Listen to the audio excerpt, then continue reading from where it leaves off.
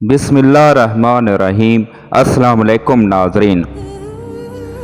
मुग़ल सल्तनत का एक ऐसा शहज़ादा जिसने 27 साल मुग़लिया सल्तनत पर हुक्मरानी की, वो नंगी औरतों के साथ दरबार में क्यों आता था? वो एक साथ कई औरतों की टांगों, छातियों और उनके पेट पर बैठकर कारोबार सल्तनत क्यों चलाता था? वो काज़ी शहर को शराब से वुज़ू करने पर क्यों मजबूर करता था? और तो और वो शहज़ादा जोश इक़्तिदार में दरबार ही में सरेआम पेशाब क्यों कर देता था? यही आज की वीडियो का मौजू होगा। नाज़रीन, आज की वीडियो में हम आपको एक ऐसे मुस्लिम हुक्मरान के बारे में बताएंगे जो तारीख़ की अजीम मुस्लिम सल्तनत का वारिस था, जिसे आज तक मुग़लिया सल्तनत के नाम से याद किया जाता है।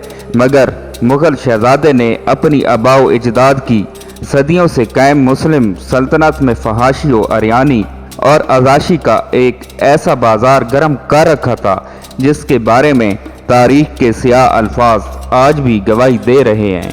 औरंगज़ेब आलमगीर की वफ़ात के बाद 12 साल में 9 हुक्मरानों ने मुग़लिया सल्तनत की बागदौड़ संभाली, लेकिन ये सब मौजूल कर दिए गए और अक्सर को कत्ल किया गया।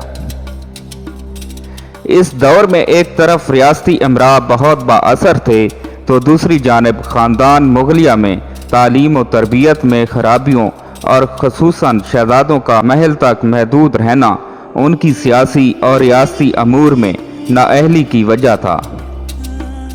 उसके अलावा हर बादशाह और उसकी हमायती इमरा ने दूसरे शहज़ादों को नज़रबंद किया या जेल में डाला। ऐसे हालात में शाह आलम बहादुर शाह अव्वल का पोता रोशन अख्तर सैयद बरादरान ने जेल से रहा कराया और 17 सितंबर 1719 को रोशन अख्तर नासिरुद्दीन मोहम्मद शाह रंगीला के नाम से तख्त पर बिठा दिया गया। वो लंबा अरसा तकरीबन 29 साल हुक्मरान रहा। इसका दौर दाखिली बगावतों, लड़ाइयों, खुलफशार से भरपूर दौर था, लेकिन इसकी अपनी शख्सियत भी तारीख़ सल्तनत मुग़लिया की मुतनाज़ा और बदनाम शख्सियत रही।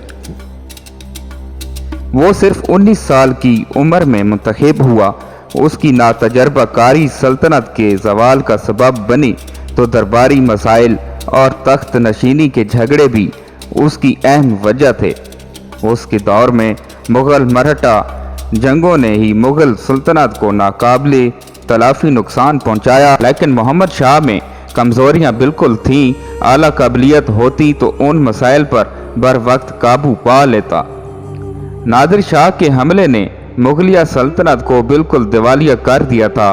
उसके बाद जब अंग्रेज़ आगे बढ़े तो उन्हें अंदाज़ा हो गया था कि अब उनके लिए मैदान खुला है। नादिर शाह ने मुग़लिया सल्तनत को मुर्दा कर दिया, सारा ख़जाना लूट लिया और हुकूमत को बेसरो सामान कर दिया। कमज़ोर हुकूमत फिर संभल ना सकी। मोहम्मद शाह के दौर में फ़ौजी क़ुव्वत की कमी ना थी, सिर्फ ताकतवर काबिल क़ायद की कमी थी। उसके दौर में मुग़ल फ़ौज 2 लाख घोड़सवार और 1500 जंगी हाथियों पर मुश्तमिल थी, जिसके पास तोपें भी मौजूद थीं। मुग़ल सल्तनत के इलाके 1725 से ही खुद मुख्तार होना शुरू हो गए थे और 1737 में मराठा दिल्ली पे हमला कर चुके थे। यानी नादिर शाह ईरानी के दिल्ली पे हमले से 2 साल पहले। उसका मतलब है कि बुनियादी वजह मोहम्मद शाह की नातजर्बा कारी आपस की जंगें सिखों और मराठों के बगावत थी, जिनको नादिर शाह ईरानी के हमलों ने मज़ीद तक़वियत दी। वरना ये बगावतें तो औरंगज़ेब के ज़माने में भी यही तबके बार बार कर चुके थे और उसने उनको दबा कर रखा था। नौउम्री में तख्त नशीनी और नापुख्तगी की वजह से मोहम्मद शाह इस्तेहकाम न ला सका और ऊपर से होने वाली बगावतों नादिर शाह के हमले ने बाकी कसर पूरी कर दी। उसका नाम रंगीला एक फ़ारसी नाम है जिसका मतलब खुश रहने वाला है, जबकि इस नाम को रंगीन मजाजी का इस्तारा बनाकर पेश किया गया। मोहम्मद शाह रंगीला के बारे में जो तारीख़ लिखी गई वो मुबालगा आराई की हद तक मनफी है। अक्सर अंग्रेज़ मौरखीन ने اسے جس انداز میں پیش کیا مقبول عام ہو گیا، کیونکہ سلطنت مغلیہ کے دیگر مخالفین مرہٹے، سکھ، امرا اور ایرانی بھی یہی چاہتے تھے۔ یقیناً اس میں خرابیاں، نالائکیاں اور عیاشی ہوگی، لیکن مورخین محققین کا ایک طبقہ اس مبالغہ انگیزی سمجھتا ہے۔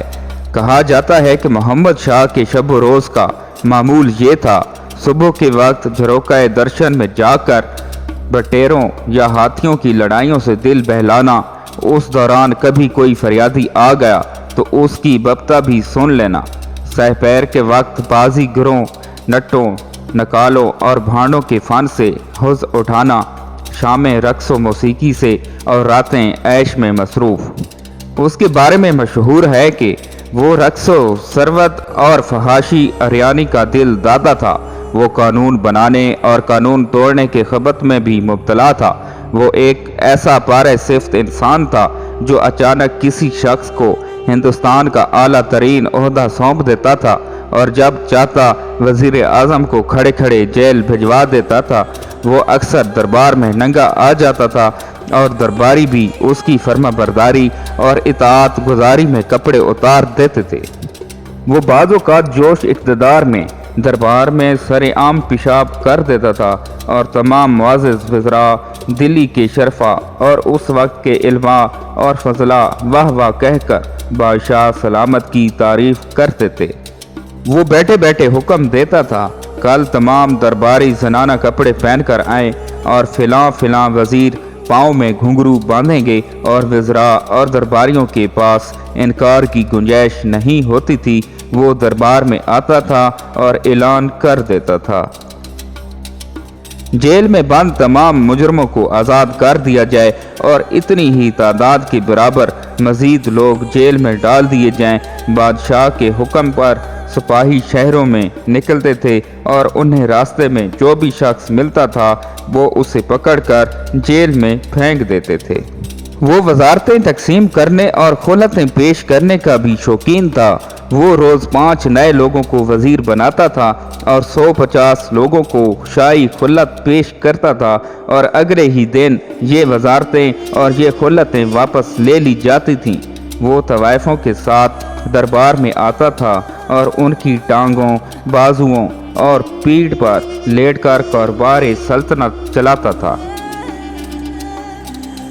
ناظرین، وہ قاضی شہر کو شراب سے وضو کرنے پر مجبور کرتا تھا اور اس کا حکم تھا، ہندوستان کی ہر خوبصورت عورت بادشاہ کی امانت ہے اور جس نے اس امانت میں خیانت کی اس کی گردن مار دی جائے گی۔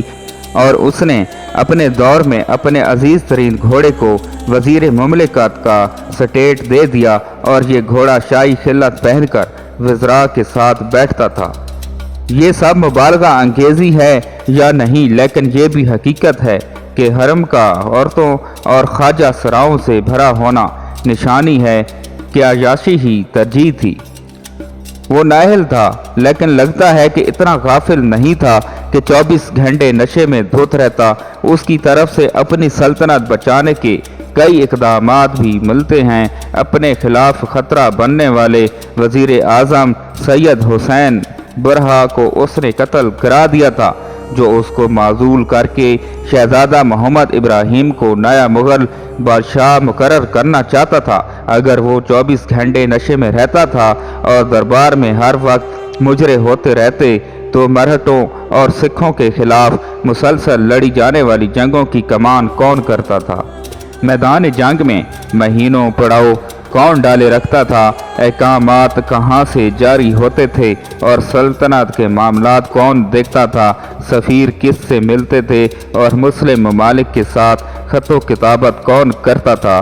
تاریخ کا ایک پہلو یہ بھی ہے کہ یہ سارے کام بھی اسی نے کیے۔ اس پہ یہ الزام عائد کیا جاتا ہے کہ وہ ایک نفسیاتی مریض تھا اور بار بار اپنے وزیر بدلتا رہتا تھا، جبکہ اس نے پورے 29 سال حکمرانی میں 6 وزیر اعظم تبدیل کیے۔ اس کا پہلا وزیر اعظم سید حسین علی برہا، دوسرا آصف جاہ جس نے خود محمد شاہ سے ناراض ہو کر استعفیٰ دیا تھا، جو بعد میں نادر شاہ کے حملے کا سہولت کار بنا، لیکن الزامات کی برعکس اسے محمد شاہ رنگیلا نے معزول نہیں کیا تھا۔ تیسرا قمر الدین خان تھا۔ باقی 3 وزیر کوکی جی، روشن الدولہ، صوفی عبد الغفار آف ٹھٹا کو اس نے خود معزول کیا تھا کیونکہ وہ نااہل قرار پائے تھے۔ 6 وزیر تبدیل کرنے کی وجہ اس کی کوئی نفسیاتی بیماری نہیں بلکہ مختلف درباری مسائل اور جھگڑے تھے۔ 29 سالوں میں 6 وزراء یعنی ہر 5 سال بعد ایک وزیر اعظم تبدیل کرنا کوئی بڑی بات تو نہیں۔ اس نے اپنے دور میں مذہبی مکتب قائم کیے اور اسی کے دور میں قرآن مجید کا پہلی بار فارسی اور اردو ترجمہ ہوا۔ ادبی حوالے سے محمد شاہ کا ایک اہم کارنامہ اردو کو درباری زبان قرار دینا ہے۔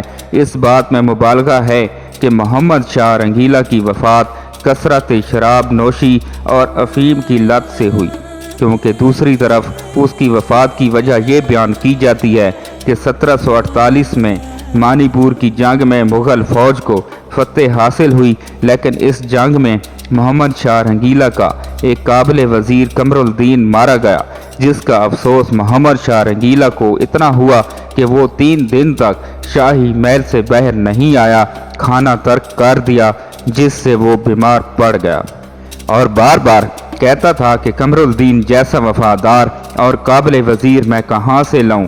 اس حالت میں 3 دن بعد اس کی وفات ہو گئی۔ اب یہ اس کی خوش قسمتی کہیے کہ اس کا جنازہ اس وقت مکہ مکرمہ سے آئے ہوئے امام نے پڑھایا۔ انہیں حضرت نظام الدین اولیاء کے مزار میں امیر خسرو کے پہلو پہ دفن کیا گیا۔ یہ جگہ محمد شاہ رنگیلا نے اپنی زندگی ہی میں دربار کے متعلقین سے درخواست کر کے مخصوص کروا لی تھی۔ محترم ناظرین، امید کرتا ہوں کہ آپ کو ہماری آج کی نئی ویڈیو اچھی لگی ہوگی۔ اگر آپ کو ہماری آج کی نئی ویڈیو اچھی لگی ہے تو ہمارے چینل کو سبسکرائب کریں اور ساتھ ہی لگے بیل آئیکن کے بٹن کو بھی پریس کر دیں تاکہ ہماری ہر نئی آنے والی ویڈیو آپ تک بر وقت پہنچتی رہے۔ اللہ پاک آپ کا حامی و ناصر ہو۔ اللہ حافظ۔